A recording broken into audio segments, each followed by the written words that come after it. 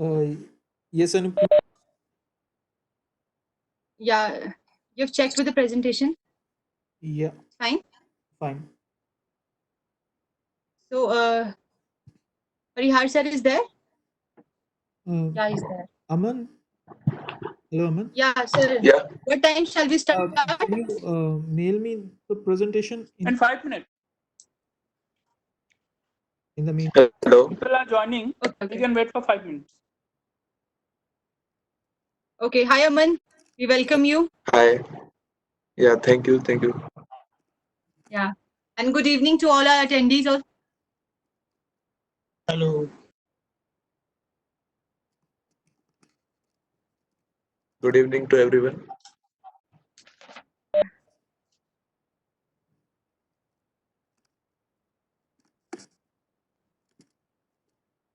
Okay, we'll wait for 5 minutes. Then we'll start.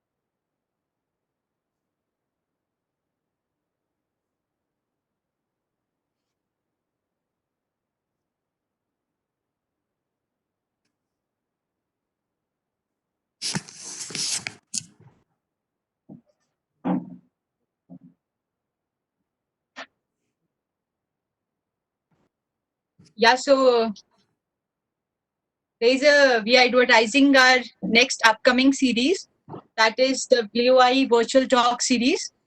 WIE is Women in Engineering Group of IEEE, and these series we are starting, which will be focused on women in STEM, and we have these series from 6 to 10. Whosoever is interested, join these series and also promote in further people. Okay, thank you. And as we are here on today is the last day of AIML Virtual Talk series.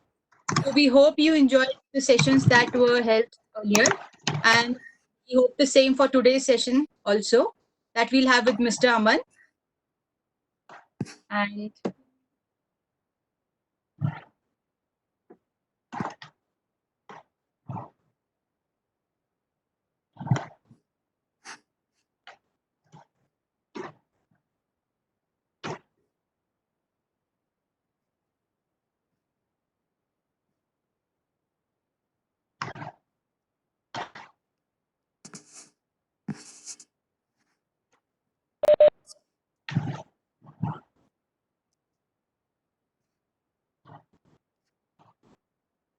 Hi, Aman. You can see the content now.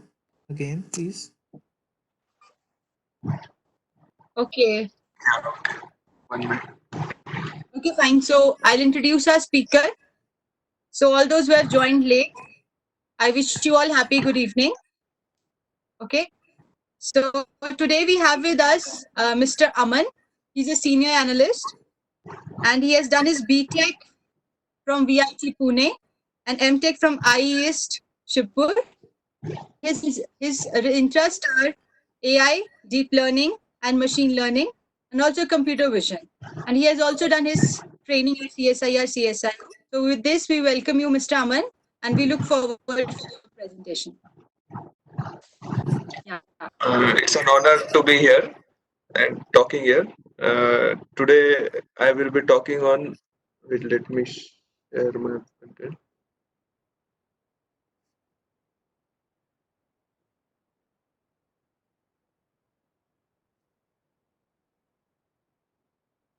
Today I will be talking on AI-based object detection in thermal infrared images. So the structure of this talk will be like there will be an introduction, then a background about the thermal imaging, neural networks, convolutional neural networks, object detection. Then we'll talk about object detection, recognition, and localization. What is that? Then we'll go into object detection in thermal infrared images. So let us begin. Uh, during the last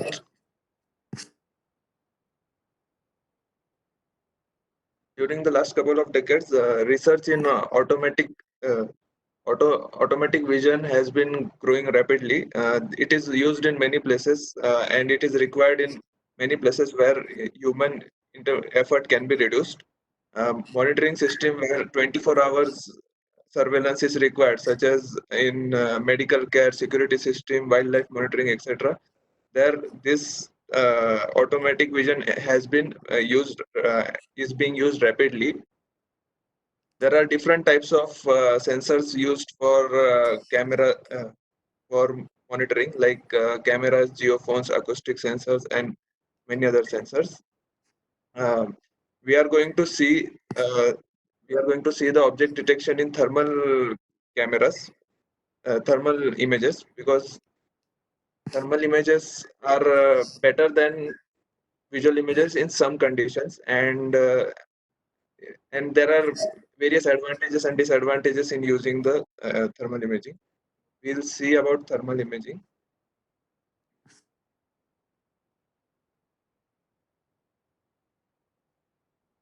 So in thermal imaging, as you can see the image here, it is based on the temperature of the body, and it is emitted by the body itself, and not it is not reflected. The thermal images are basically in infrared zone of the electromagnetic spectrum, and there are three types of images. Three types of infrared radiations, like SWIR, MWIR, and LWIR. That is short wave infrared, medium wave infrared, and long wave infrared. The gaps in between are not accessible due to water vapor, which absorbs the most of these wavelengths, and we cannot use them in cameras. Short wave infrared is used in night vision goggles. They are based on mainly on reflection, and they can be used at night because it is not visible to human eyes, but it can be captured in the cameras, SWIR cameras. Long wave infrared cameras have a wavelength of 8 to 15 micrometers and are based on the temperatures of the body, and the higher the temperature of the body, the lower the wavelength becomes. As the wavelength becomes lower, it goes towards the light region, and it can be seen in the normal visual cameras. So for our regular room temperature, LWIR are used. It does not require external illumination because thermal cameras are dependent on the temperature of the body itself. This also helps in avoiding the camouflages of the objects, and we can see the objects which are not visible directly to the human eye. We can see the advantages here. See the lady carrying the grocery shopping that cart is not properly visible in the normal image, but she is visible here in the thermal image. There is better visibility when there is a sun glare, and of course there is better visibility in night. As you can see here, the people marked in circle are not properly visible in the normal camera, and people are properly visible here in the thermal camera. You can even see the people in the back side, which are not even visible in this one. Then we will go towards the machine learning part. Neural networks. Neural networks are a part of machine learning. What is machine learning? Machine learning is when when the computer learns from its experience on some task using some performance measure, and it improves with the experience, and so that the measure P, which is performance, is increasing as the experience increases. Neural network is one type of machine learning algorithm which is biologically inspired, and it is also a machine learning algorithm, so it learns from the observational data. Neural networks are biologically inspired based on the human brain. It is in neural networks there are neurons which are interconnected, which similar to human brain, which get activated when they have an input.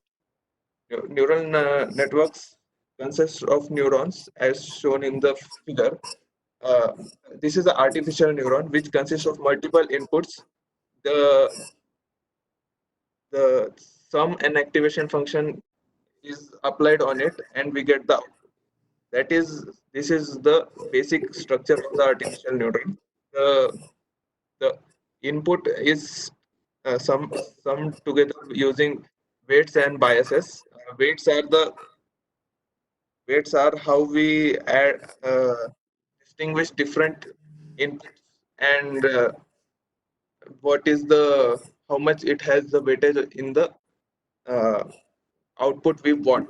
So we can have the distinguishing of inputs using the weights, and biases to avoid all trivial solutions.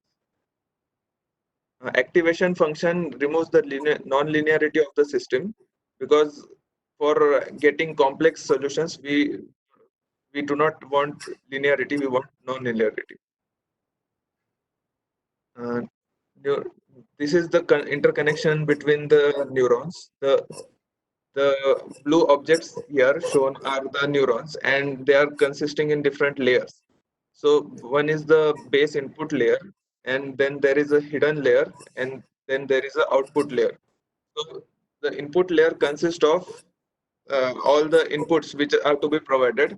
The hidden layer works some kind of operations on the layers. Hidden layer, there can be multiple hidden layers, and then the output layer gives the what output we want.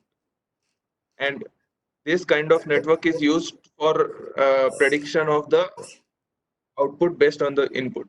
Neural network basically is a function which gives, when you have an input and an output, and you have to give a you don't know what is the relation between them, you have to find that relation.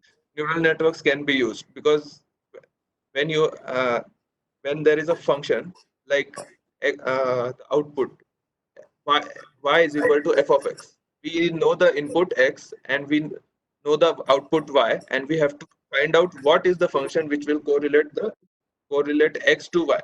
So this will try to do that. So neural network works using the is trained using the back propagation algorithm, and to use the back propagation algorithm, a cost function is generated which calculates the error in the predicted output of the input, and the predicted output of the input on the neural network, and then the error between the actual output and the predicted output gives us and a function applied on it gives us a cost, which is how effective the neural network is at getting the actual output. So the aim of the neural network is to minimize the total cost as much as possible. Uh, the back propagation algorithm is just to reduce the cost as much as possible, so that we get very uh, high accuracy and other metrics. The gradient descent is one of the algorithms which is used to navigate towards this minima. Uh, we we cannot directly go towards the output, as we don't know what will be the initial values. The initially the neural network is random and not zero. It is randomly fixed, and then we train it to go towards our actual what we want it to be. So in the neural networks, as we see, there is a single layer of input and single. It is one dimensional currently, as we can see in this image. But when we go towards multiple dimensions, we can use even better algorithms like convolutional neural networks. Convolutional neural networks are much less densely connected than the normal neural networks, because they only use the convolutional neural network and use the spatial data. That is, we try to find try try to find the relation between the in the space between the nearby pixels or vectors or whatever, and then we try we use this convolutional neural network for that. Convolution is a operation which is performed basically on a matrix, and we can see there are multiple layers in generally multiple layers in convolutional neural networks, like convolution layer, pooling layer, and fully connected layer. Convolutional layer has much less connection, because as we'll see further how the convolution works. So we can see here the convolutional algorithm. The I in the matrix here is convoluted with k, and we get the output I star k. So in order to get this output, we only multiply uh, one one matrix I matrix with k in some particular algorithm, and we then keep on sliding, and we keep getting the output. The blue matrix is slided over the bigger matrix, and we get corresponding one single output. So when we do convolution, uh, the size of the layer goes on decreasing. There is another layer which is used called max pooling layer. Max pooling layer is used because, as we can see, that the calculations will be very large when the size of the matrix is large. In order to reduce the size but keep the complexity which are present in the image or the data, we try to uh, reduce the size using max pooling. Max pooling, as we can see here,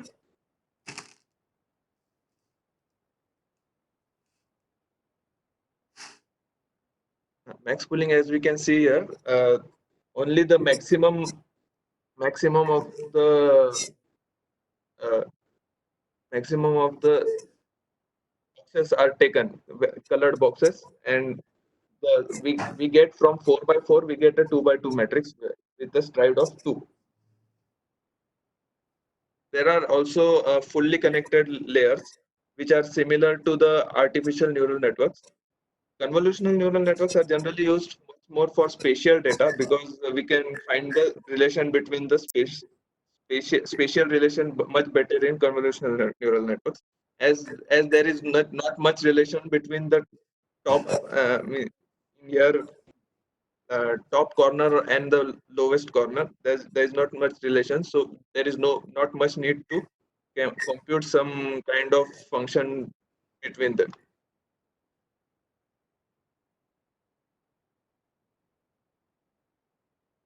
So activation functions. Activation functions are the functions which are used to add nonlinearity, as I said before. Sir. These are the two activation functions commonly used. One of them is called ReLU, that is rectified linear unit. This is the one on the right, and other one is the sigmoid, which is also similar. But in ReLU, all the negative values are set as 0, and the positive values are continued. one more thing about the activation function, that they make the algorithm much more robust and are able to approximate much more complex function.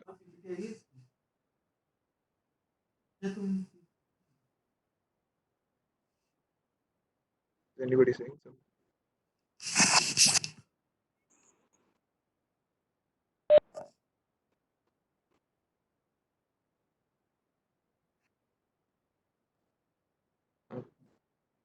Hello. Hello, Yeah, Aman? somebody was saying something. Yeah. No. You can continue.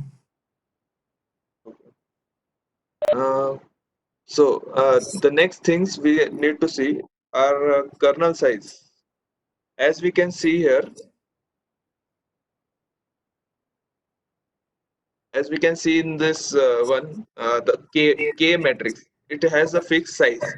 That size can be changed if we wish to get a much wider convolutional filter.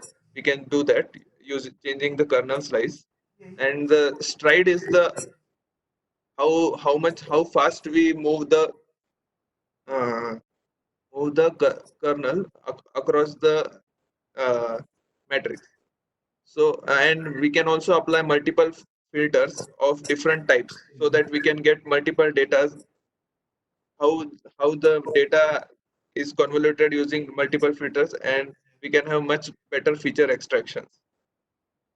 So kernel size is also responsible for the level of data obtained, details obtained, and it if the size is small, you get much details which are of very high level, low level, sorry. And when the size is big, you get details of higher level, that is bigger details which can be means separately seen. If the stride of the if the stride is greater than 1, then we can the output dimensions are reduced as the data in between is not present in the, when the filters move with stride greater than 1. The number of filters gives us the depth of the output.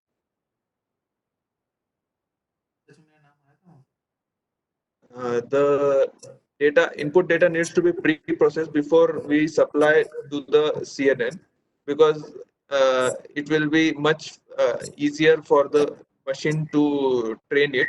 The data is normalized between -1 to 1, so the calculation will not go in very high range, and it won't be out of the integer range or float range or whatever we are using.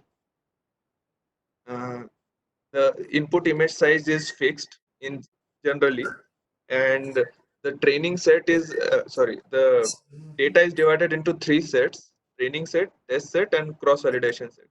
uh, Training set is the set on which we train the data and train the model, and the cross validation set is used to tune the hyperparameters so that we can confirm, get the best possible model, and then finally we test it on the test set, so that the test set is not included in the actual training and cross validation.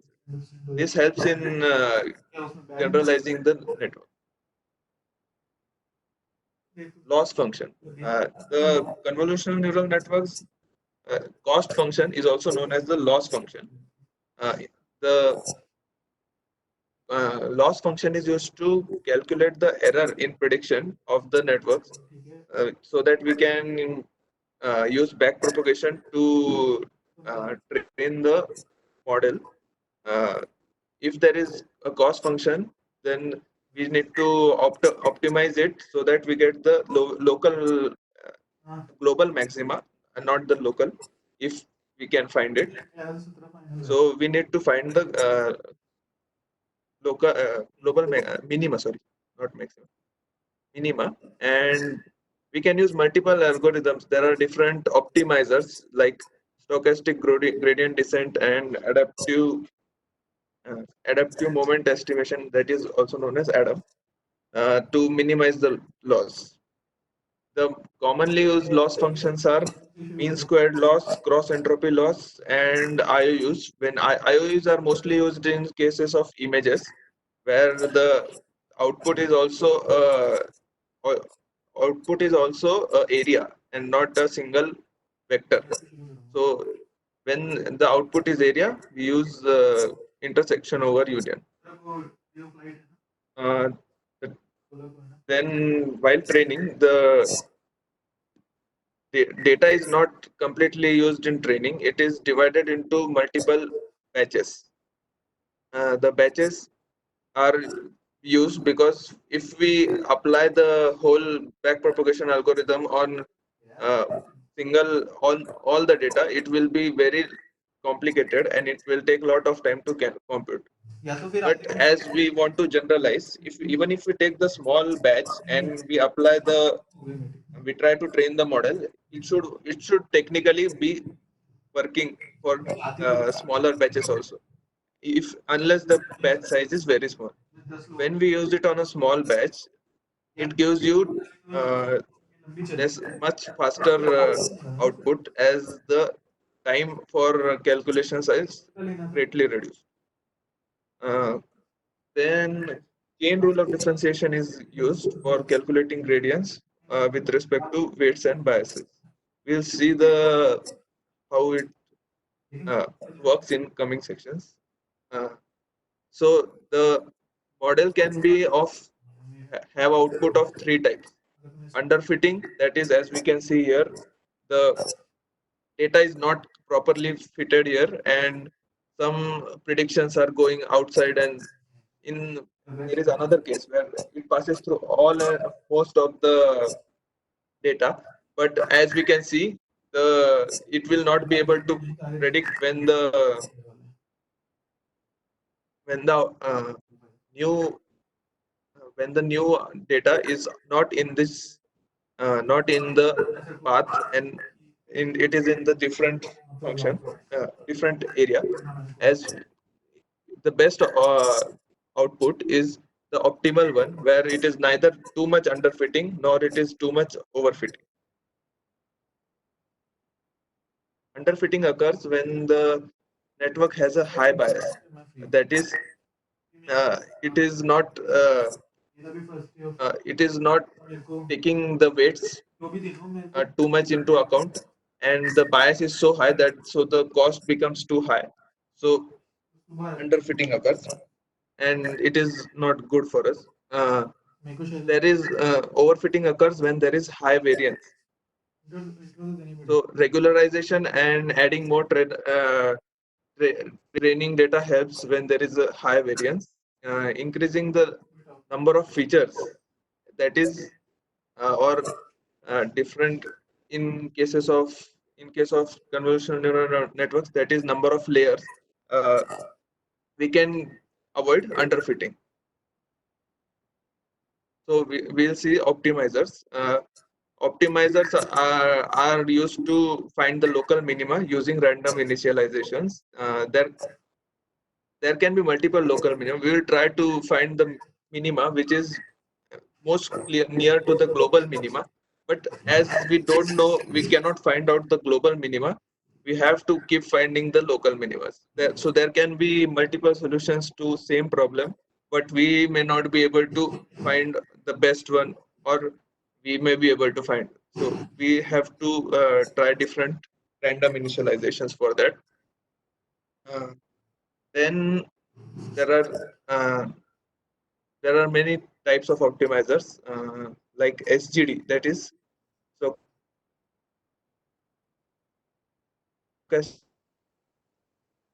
descent with momentum.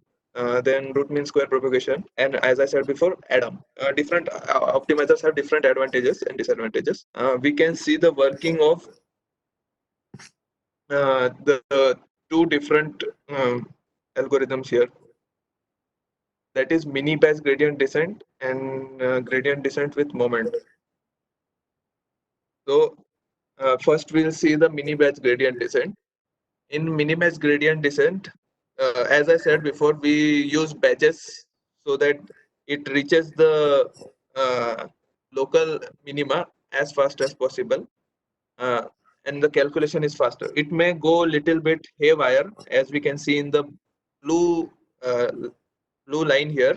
It is going a little bit outside, but it is much faster reaching the global minima, local minima, compared to gradient descent. See, we can see here the number of iterations it has completed. Here it is going in 035 like that, and gradient descent is slowly heading towards, but it is taking larger steps. So we can, in practical situations, mini batch gradient descent is much better than the stochastic gradient descent. Now we will see the gradient descent with momentum. So gradient descent with momentum, uh, when we use gradient descent, the gradient descent is like a ball falling down a slope. So when it is reaching towards the lower end, it gets a momentum, lot of momentum, and it then goes ahead and out of the minima. That is the lowest position on the curve, and it may go like a pendulum. It comes to the minimum, and then it is it may go ahead on the next end also. So in order to avoid that, we try to focus it towards the uh, local minimum using momentum. As you can see, the violet one in the right hand side picture is it is moving towards the minima, but it is deviating a lot in the uh, direction perpendicular to the direction of the descent, and this blue one is traveling much less in the direction perpendicular to it.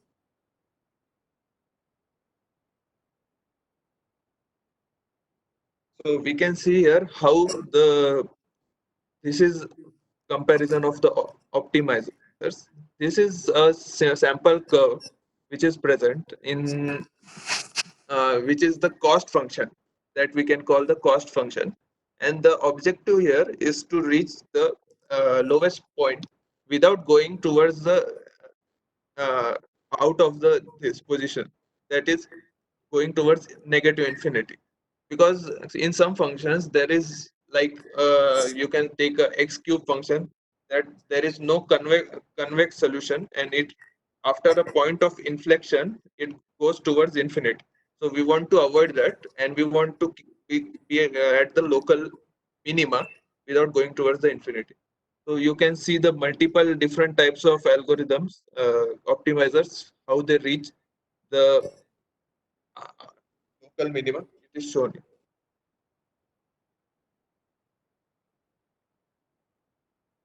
So now we'll come towards the metrics used in uh, neural networks. So the metrics used are recall and precision. Uh, precision and recall are shown here in the figure, and it is shown diagrammatically how it is. It is as it is shown here. Precision is how many of the selected items are relevant, and recall is how many relevant items are selected. Of the all selected, how many relevant of the items are relevant, and it consists of your his true positives. Recall consists of true positives and some with uh, ratio of true positives to all the relevant elements, that is predicted outcomes, and precision is how many of the total actual outputs have been detected. So now we will come towards object detection. And what is it? Object detection, localization is task of finding the object in the image. Object detection is classifying whether the image consists of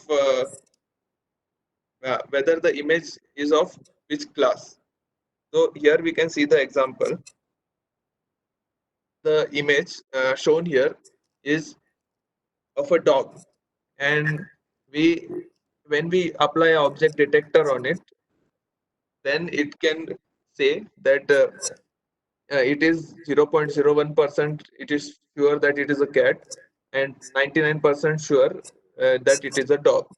So it is classifying the whole image as whether it is a cat or a dog. This is known as object recognition. Object localization is when we try to find a bounding box around the dog, so where it is actually in the image, and not if it is in the image or not. We are trying to find whether the object is present in the image, and if it is present, then where is it is in the image. And if we find the object and then we try to classify it among the classes which we have, that task is known as object recognition. Uh, when there are multiple objects in the uh, same image, that is, if there is a dog and as well as a cat in the image, so what should the detector say? Detector would be confused. It won't be able to classify whether it contains a dog as well as a dog or a cat, because there are only two options. But when we use object localization, it will have to give a bounding box around the dog as well as cat and classify it as a dog or a cat. So there are multiple types of detectors used. Uh, Basically, they are classified into two types.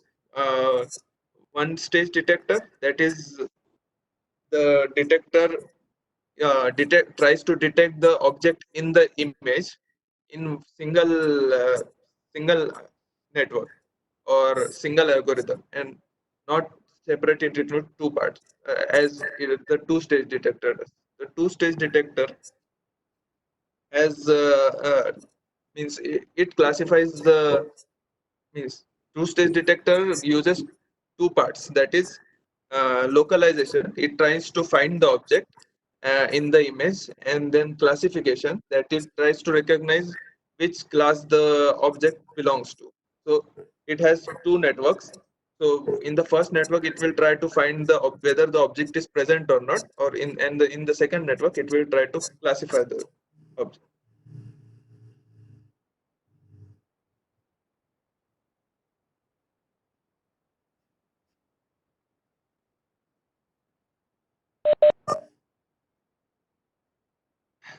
Hello?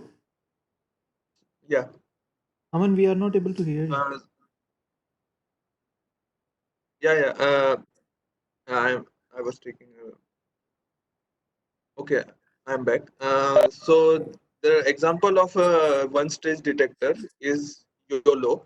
That is, you only look once. It is one of the algorithm which is available and is one of the pioneering algorithm in this field.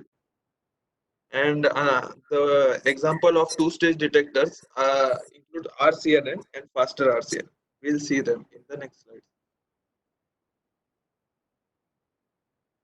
In RCNN, the regions are first proposed using some algorithm. Here in this one, generally selective search is used to propose 2000 algorithms, and then a CNN is run on these 2000 proposed regions, and then it will classify whether the object is present. Sorry, whether what class the object is present in the proposed image. So it uses CNN followed by SVM to predict class of each of the patches, which is proposed by the object proposal algorithm, that is whichever is used in RCNN. RCNN is agnostic to the region proposal algorithm, because it does not depend whether which algorithm is used to propose the image. But the the main problem in this is that we have देख रहा हूँ उसकी around 2000 images for a single image. We get 2000 images, and then after on these 2000 images, we have to run the convolutional neural network each time. So in reality, we have to run the convolutional neural network around 2000 times for per single image. So it is much costlier than the normal algorithm. So the next algorithm in this one, the fast and faster RCNN. The fast RCNN runs the convolutional neural network on the whole image once, and the feature map which is received after the convolution is stored, and on that the patches which are predicted by the proposal algorithm are used, and then we have to run the convolutional neural network only one time, and and then one time and we can means it is not so uh, costly and expensive on the processor. Uh, so so it is much faster than the RCNN. For a single image, the RCNN takes a lot of time, and the fast RCNN takes comparatively much less time. But in fast RCNN, we have used selective search as the object proposal algorithm. That algorithm is then replaced in the faster RCNN with a smaller convolutional neural network, which gives much better output of the proposed algorithm, proposed regions than the selective search or whichever was used. So it is faster than the fast RCNN, and it also uses the concept of anchor boxes. That is, it assumes that there is the object is of some ratio, some size. That is, we can say it is of 3:4 ratio or some standard aspect ratios is considered, and then according to the aspect ratios, it will try to find the proposed objects in the image, and in that speeds up the process of finding the objects much faster. And if uh, and the object is then uh, found using the convolutional neural network after that. Uh, and so the faster RCNN is better than fast RCNN, and fast RCNN is better than RCNN. It is the iterative advanced version for each of the algorithms. Uh, so then we come to YOLO. YOLO is you only look once. It is a single shot detector. It finds the objects in single step. That is using only one single convolutional neural network and not separating the localization and detection part. So it does this by dividing the image input image into a grid, and each grid produces a vector which uh, vector like feature map, which is then converted into a bounding box. This bounding vector also contains the probability of confidence of the whether object is present in the grid or not, as well as in the bounding box or not, as well as the class of the object which is present in the bounding box. This then YOLO, as we will see this is the grid here, and each grid gives some output and the feature map, and the grid will give output as shown here. See, we can see the yellow boxes and red boxes are very dominant in the predictions, and the object each grid will give the feature map consisting of the confidence score, that is seen by the thickness of the here bounding box here, and color gives us the class of the bounding. So in reality, the YOLO algorithm predicts so many boxes, and out of that, a non-max suppression and threshold is applied. So we try to threshold above the certain criteria, that if this it if the confidence score is higher than certain threshold, then will be considered as the object is present. And then similarly, it is applied to the classification score as well. So we can see three classes, three objects it has found of different classes here. And after applying, and as well as there is one concept called non-max suppression. So multiple objects will, multiple grids will give the output that the same object is present, because same object can span over multiple grids. So the grid is multiple grids are present here, as we can see the yellow box here. So multiple yellow boxes are predicted around the dog, and the uh, and we if we take all the outputs, there may be multiple outputs of the same dog, for the same dog, and it may also have score confidence score above the threshold. So we have to suppress the multiple outputs using non-max suppression algorithm, and use only one which has the highest IOU, that is intersection over union of over the with the dog, that is annotated out. We can see the YOLO structure here. It consists of 7 layers of different sizes. Uh, it There are different convolutional filters applied, and then in the end it uses a dense layer, and then it gives the output in the form of a 7 by 7 by 30 grid. That is the 7 by 7 is for the number of grids, that is 49 grids. As we can see here, 49 grids are present, and then 30 is the size of the vector that is predicted for each object. For each vector, it consists of 30 values, which include the confidence score, probability, sorry, classification, which class it consists of, and the bounding boxes values. So we'll come towards the object detection in thermal images.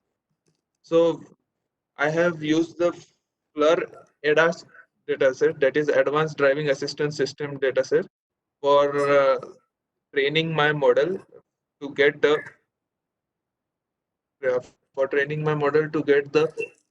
object detection working in thermal infrared images. The dataset has three classes, which is annotated fully, and the classes are bicycle, a car, and a person. The annotation are already pre-done by the FLIR company, and uh, it consists of images. The data consists of images which with and without AGC. AGC is the automatic gain control. So we have used the images with AGC, and annotations are associated with it. There are the training set is total data set is divided into two sets: training set and validation set. So 8,000 images are kept in training set and 2,000 images in validation set. Uh, the specifications are given here for the blur camera which is used. So these are the some of the images in the data set. In the data set, there are, as you can see here, the data set consists of cars, multiple persons, multiple cars in one image, as well as bicycle and human, as well as car in one image.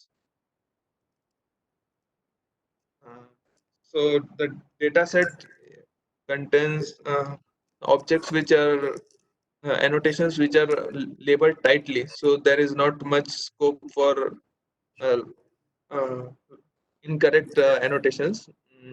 The image may contain even 0 objects, and the image may be just of the scenery without any objects. That is also negative. Images are also added. Then the thermal image size is given as 640 by 512. Uh, uh,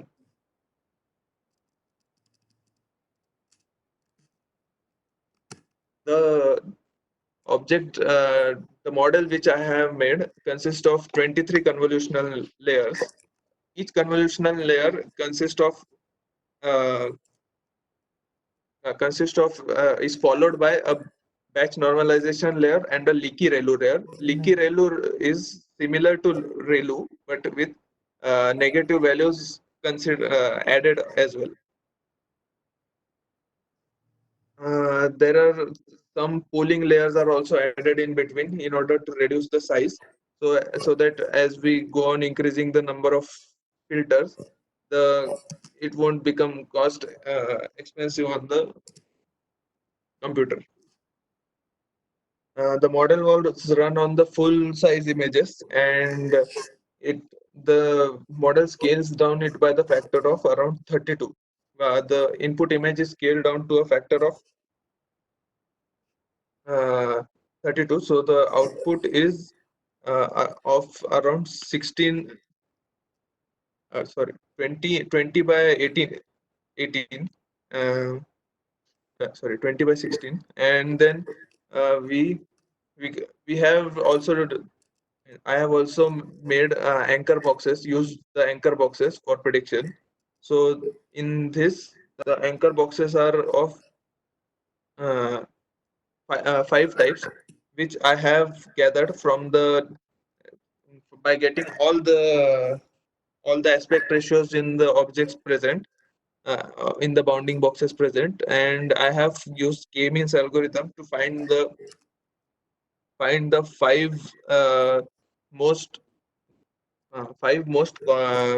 categories of the clustering, so that I have used five clustering uh, 5 clusters to divide all the existing bounding boxes into.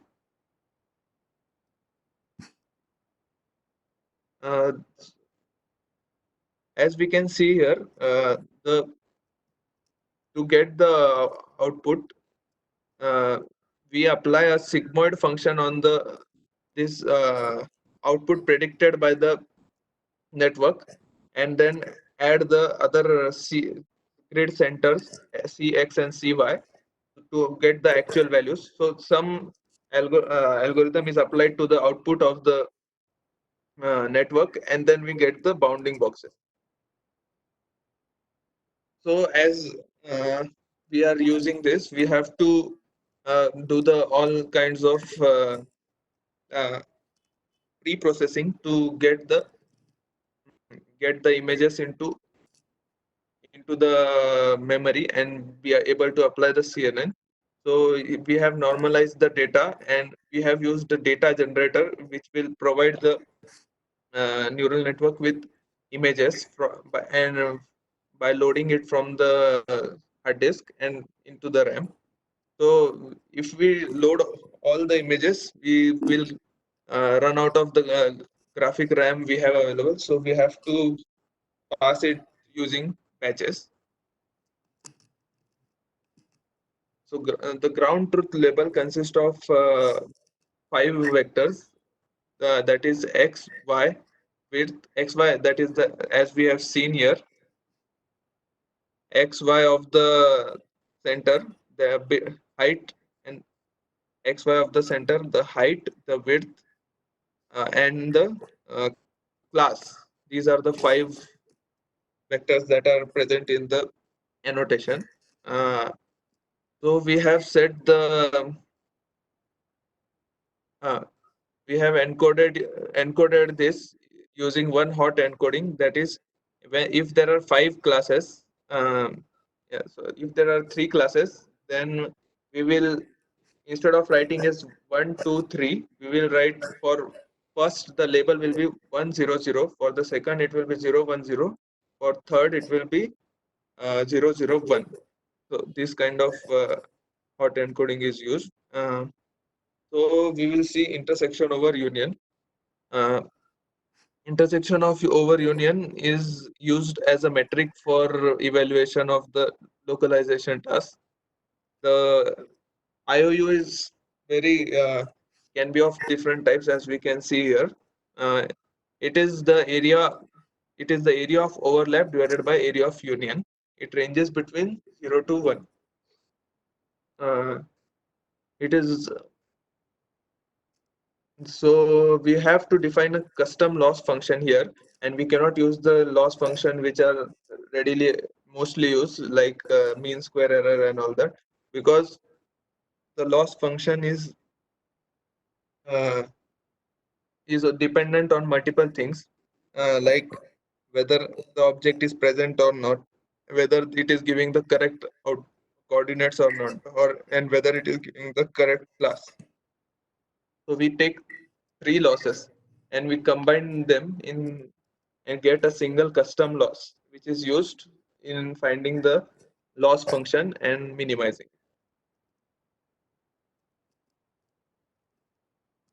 Uh, it penalizes the loss function, which is customly defined. It penalizes where errors in detection where the actual object where there are actual objects more than where there are no objects. So it will try to find as many objects as possible and not miss any object, but it may give false positive. The final object confidence score and is the product of object probability, which will be uh, predicted by the network, and the IOU of the predicted as well as the actual bounding boxes, and then we'll find the relation between them. The class loss penalizes misclassification that only when the class object is present. If the object is not present and the object's confidence score is not high, then it doesn't penalize and it doesn't care about the class loss, whatever it has been generated. The final loss is sum of all this, all the 3 losses which we have seen: object loss, coordinate loss, and class loss. So we can see the model architecture here. The model architecture is fully convolutional. There are no dense layers present.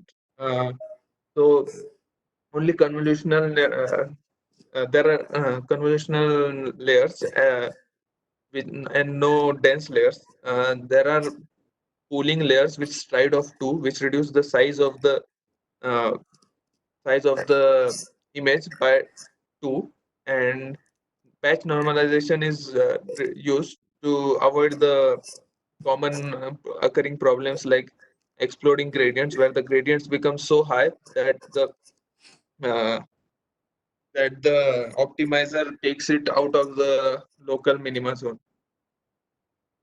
One by one convolutional layers are used to reduce the number of computation. They are used in such a way that if you use one by one convolutional layers, uh,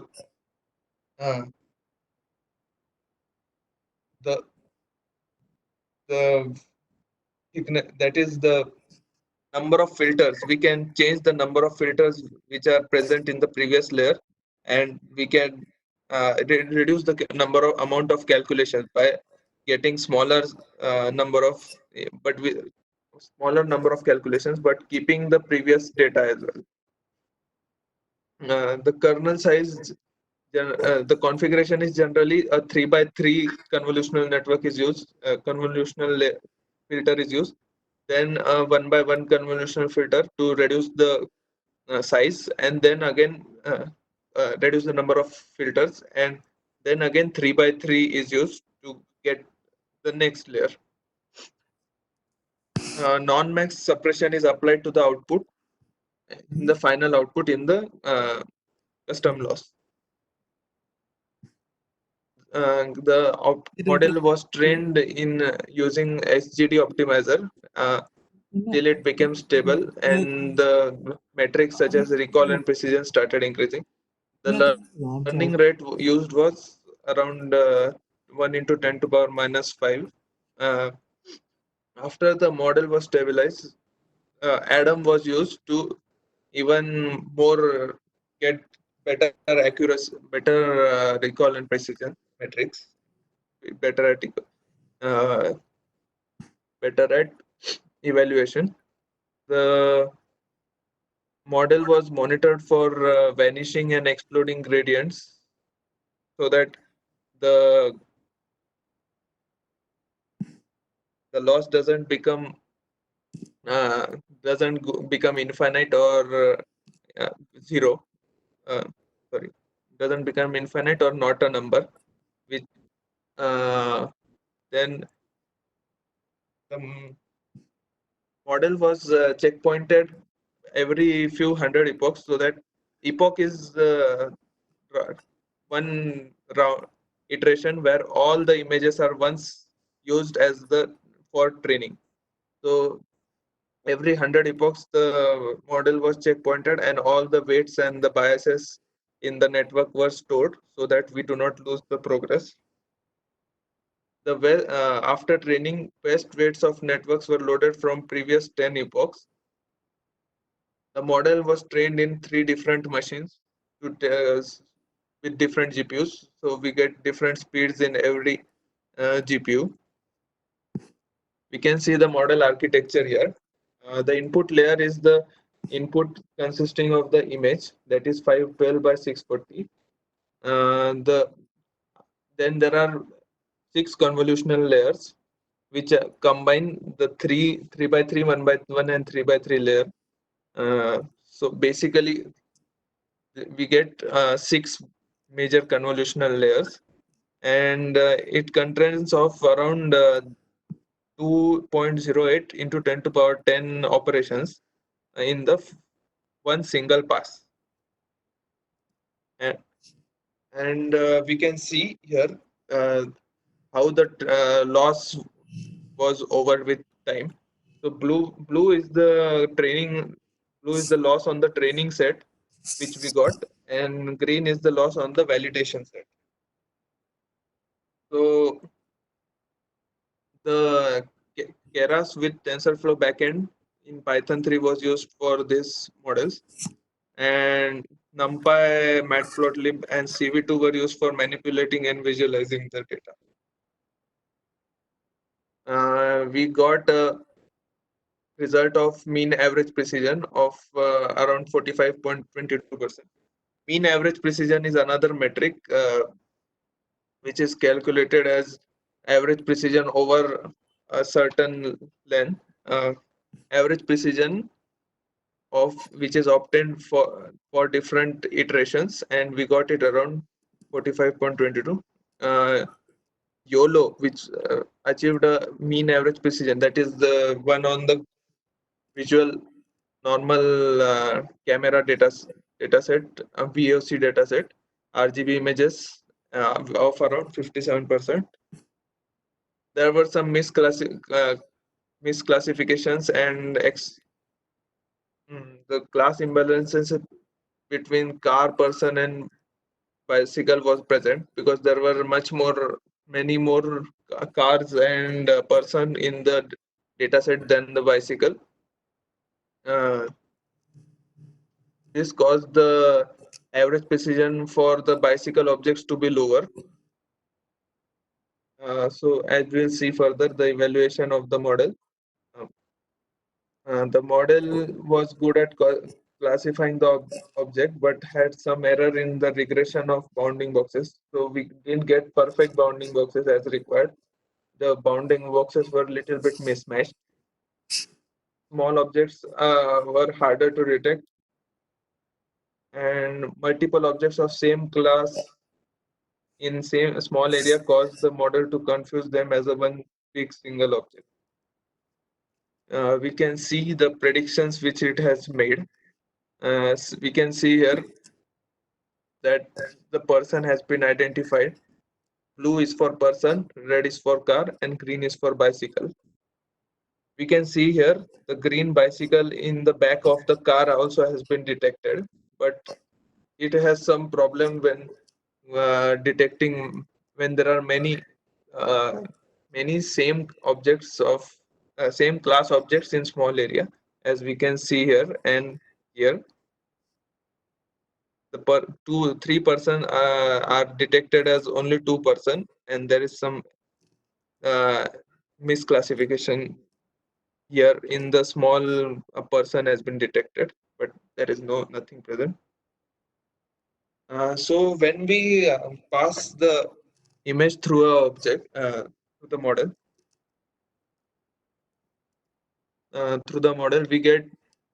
we can see how the image is being manipulated and how we get the output. First, we see that the image is here like this, and then during the first convolutional layer, it tries to extract the features and tries to extract from where it can get the yeah, I'll get to it. 1 second. Uh, so we will see it tries to extract the different types of features, like it here it is trying to find the importance of edges. Here it is trying to find the importance of different intensities, and further along it tries to get find the objects like cars and like this, and then we will see the predicted versus annotated images. These, the one on the right, are the annotations which were provided by this, provided by the dataset, which were pre-processed, and we get this image from it. And the output after the model is done prediction is when we get on the left, and then one single 0.5 threshold is applied, and we can see that the dots here are also visible here in the same areas. And if we apply non-max suppression, then we are able to get this kind of similar outputs. So we'll come to average precision. Average precision is the precision. This is the precision in X recall curve. The precision is on the dependent axis, and recall is on the independent axis. So we will see for certain recall how much precision it has, and we plot it against this, and the area of this curve, area under this curve, is known as the average precision of the uh, output prediction. And when we take the mean for all classes, it is known as the mean average precision. This is known as the mean average precision, as you were asking. We can see here there are three classes: car, person, and bicycle. We can see that the in bicycle, the it should be as like towards the car. For higher, when there is higher recall, there should be higher precision as well. That is the ideal case, but in this case we get in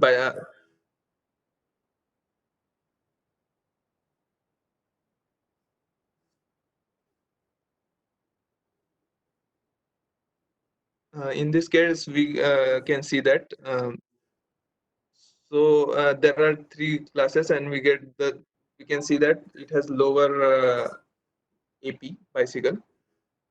So we'll conclude here that the detection is object detection is performed in thermal images using deep learning. It has a mean average precision of 0.452 as we have seen before, and uh, it can be improved by training on a deeper net. Thank you for the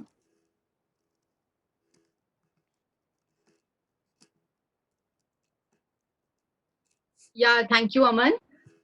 And next, can you take up the question of Seema? It's in the chat box window. I answered, I think. Okay. Seema, is it clear to you? Okay. If there are any more questions, then the speaker is available. Any queries regarding this Yeah. talk?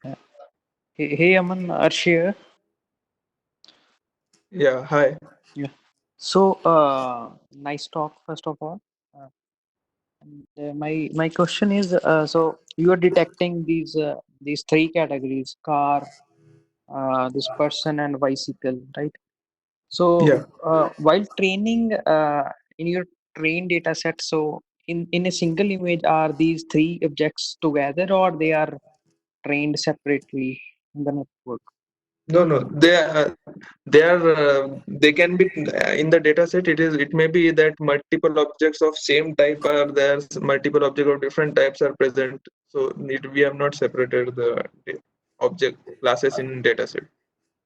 So single training image may have multiple objects, multiple type objects. Multiple objects as well as multiple classes and multiple objects of multiple So in classes. that means if there are multiple objects, multiple class objects, so in that sense, so what should be the target vector in that case? Mm, So the output will contain all, as I have told before, it will give the output in form of feature vector. It will try uh, in certain place of the certain part of the image, there will be only one object that is present. As I said, the each grid, there are multiple grids, as I had shown in that image with the dog and car. There were multiple images. So each grid can predict one object. So there are multiple grids, so it can predict multiple objects. There Okay, is so also means so you have label information of each grid before training, right? I have generated. I have the actual information that Okay. it is present there. I have generated the Okay. label information corresponding to that. Okay. So you have localized information train. Okay. Nice. Yeah. And one more thing, you mentioned that means increasing the dimensionality of features, so one can reduce the underfitting problem, Yeah. right? So can you just give a overview of that? Means how I could not understand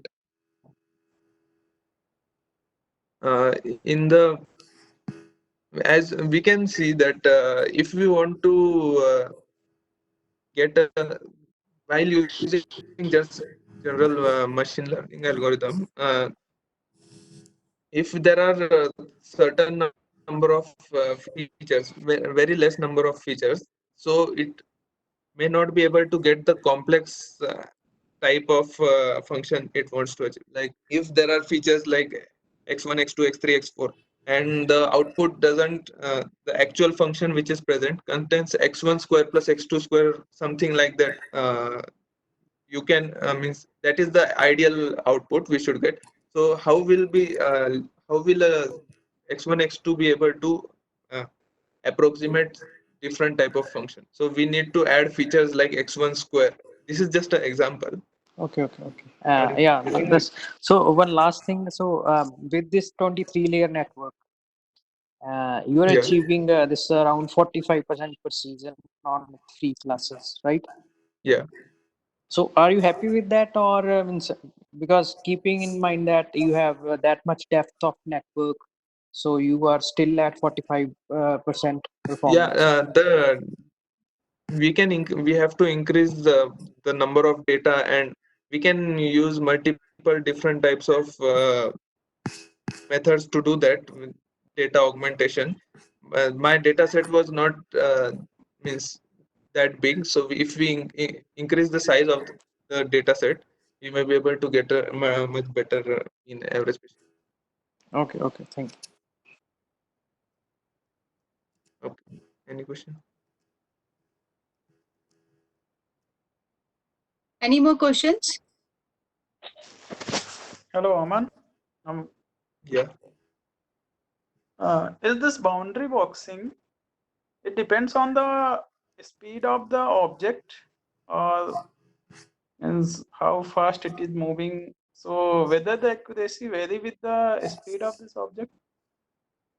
uh, Like a I person, don't get it. when a person is walking, then your the accuracy of the boundary box correctly detection is suppose Yeah, X, but when a it person is does not contain time data. It will predict only for single image. So the object cannot be moving in multiple places in one single image.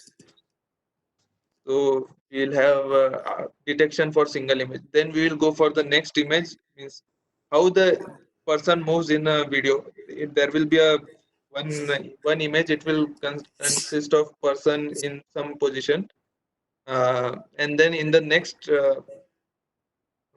image it will be moved by some position. So we'll have to detect in every image so that we get a moving bounding box. So the idea behind the detection is just change of frame. No, it is for when you want continuous live like detection. But when you are detecting in single image, it is not required. Okay. Okay, thank you.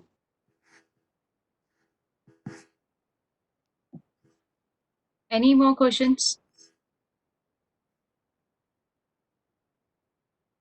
Yeah. Aman, there is one in the chat box. Please, could you have a look? Yeah, it is available. You can download it. It is you can, if you Google search it, you will probably find.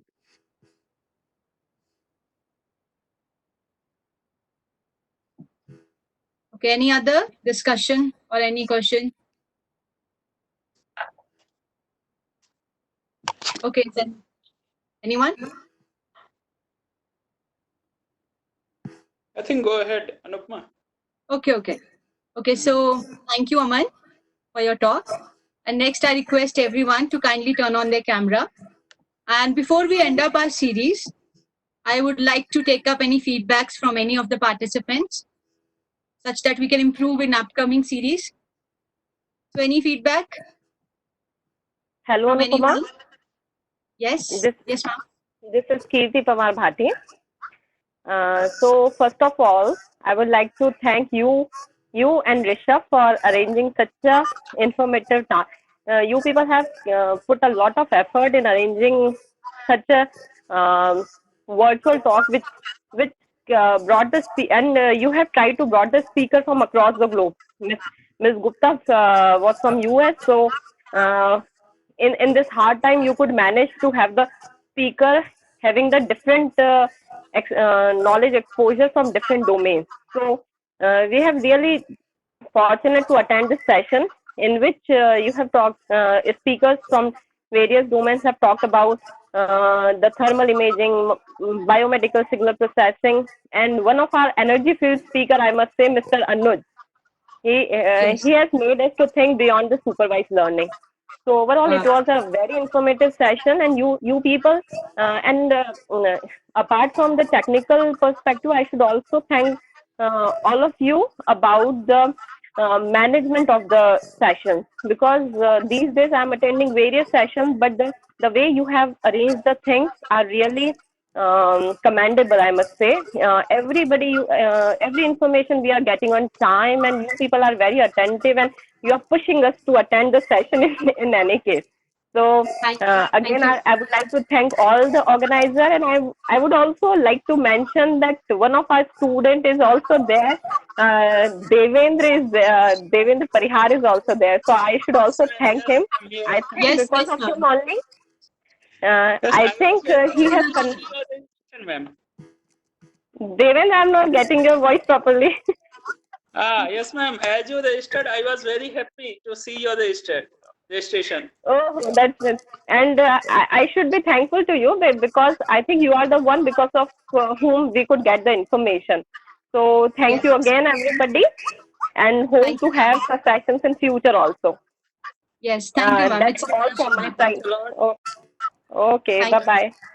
Thank you, ma'am. Thank you. Any more feedbacks? Yeah, hi Anupma, Manjari this side. Yeah, hi, Manjari. Hi, and I just wanted to thank you and your team and all the speakers also for this very beautiful session. Maybe it was not very much beneficial for me as I was not from this background, but I just messaged many of my friends to join this because this is the hot topic of the time, that is AI ML, and it turned out to be very beneficial for many of my friends. So they all were saying that this was a very beautiful session, and thanks for series like this. So I must say thanks to you and all the speakers here who are putting a lot of effort in more technicalities also, so that the specific background person can understand. So I would just like to say thanks to everybody. Yeah, thank you. Thank you, Manjari. Any more feedbacks?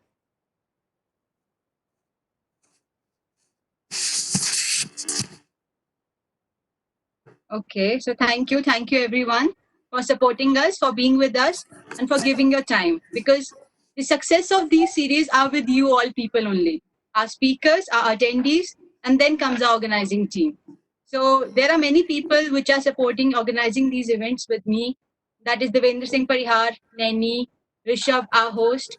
Then we have Priyanshu, we have Bishop Preet. So my team is huge, and they all, on behalf of all of them, I thank you all for attending these series and stay updated with us. And we're coming up with many more series in future, and to make this lockdown interesting, basically. Okay. So now let's take a picture with our speaker, Mr. Aman, to make it memorable for him. So I would like to request everyone to kindly come to the camera screen.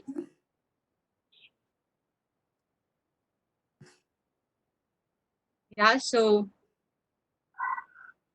yeah, thank you everyone.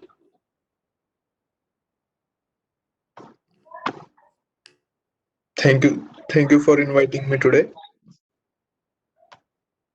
Yeah, thank you, Aman. Thank you, Aman. It was a great talk. Yeah, so in future, if you have any queries, you can write to us on our email ID and we can get back to you.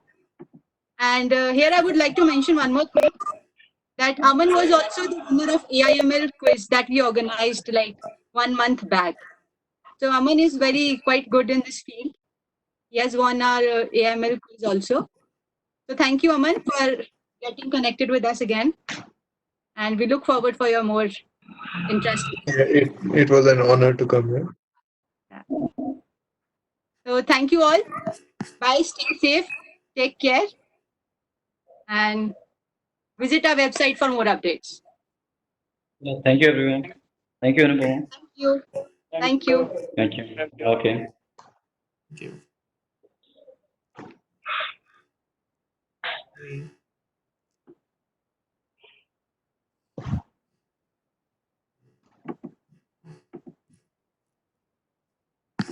हाँ.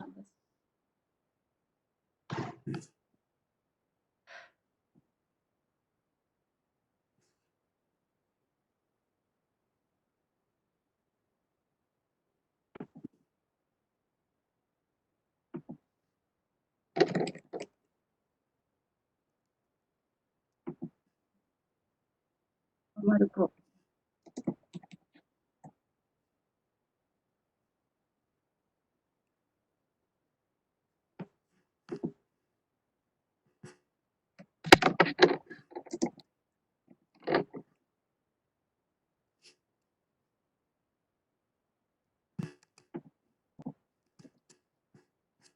So Rishabh, still there? Yeah. Uh, all are left, but few are remaining. You can view this lecture series on our YouTube channel by subscribing it. I have just posted the link, and also register for our coming lecture series for by Women Affinity Group by clicking on the link I have provided in the chat box. Thank you. Yeah. Okay, Rishabh, then we can end up this meeting. Yeah. People, I'll post these links in our group also. And thank you so much for hosting all these series. Okay. Bye. See you. Bye.